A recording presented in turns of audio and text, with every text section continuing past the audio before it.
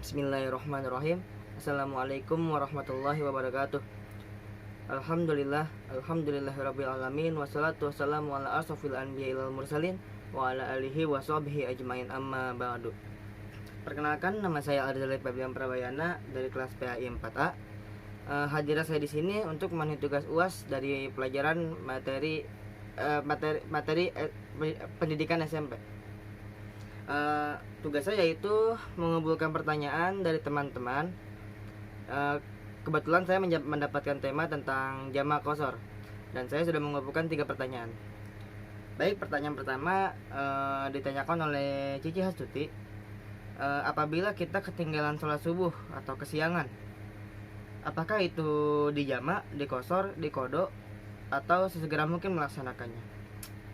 Baik, sepengetahuan saya, yang terbaik saat kita kesiangan sholat subuh ialah sesegera mungkin melaksanakannya selama belum memasuki waktu zuhur. Jadi kalau misalkan kita bangun jam 8, maka sesegera mungkin kita melaksanakan sholat subuh di saat kita bangun tersebut, segera mungkin. Tapi boleh juga jika memang tidak yakin, boleh diqadha di keesokan harinya. Baik, untuk pertanyaan kedua yaitu dari Ahmad Muhajir. Syarat-syarat melakukan jamak.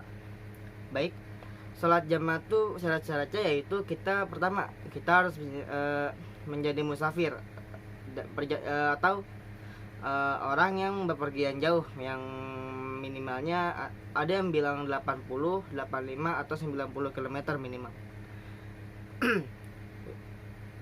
Lalu saat kita melaksanakannya sesuai dengan urutan sholatnya. Misalkan saat kita ingin bepergian jauh, lalu sudah masuk waktu zuhur dan kita merasa kalau perjalanan kita tuh bakal lama banget, jauh banget, maka kita melaksanakan jamak takdim, melaksanakan jamak, menggabungkan sholat zuhur dengan asar, atau zuhur dengan asar. Atau jika misalkan kita tidak sempat melaksanakan sholat zuhur lalu sudah masuk asar, maka kita melaksanakan jamak takhir, yaitu menggabungkan asar dengan zuhur, tapi asar yang terlebih dahulu. Baik, pertanyaan ketiga yaitu dari Aisyah. Pertanyaannya, jika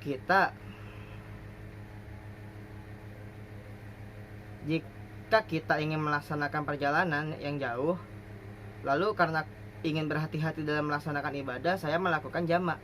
Tapi ternyata setelah dijamak, orang yang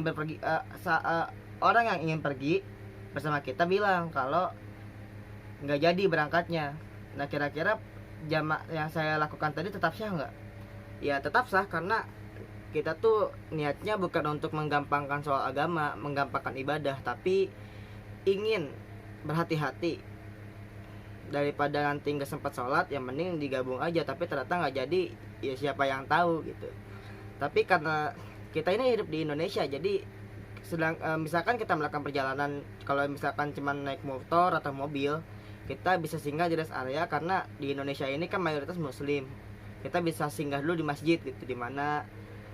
Tapi misalkan beda cerita kalau naik pesawat atau naik perahu yang notabene nggak bisa stop di tengah jalan kan. Jadi ya boleh, itu masih tetap sah. Baik, mungkin itu saja dari saya. Kurang lebihnya mohon maaf. Jika ada kesalahan mohon dikoreksi, dibenarkan karena saya masih minim ilmu. Billahi taufiq wal hidayah. Wassalamualaikum warahmatullahi wabarakatuh.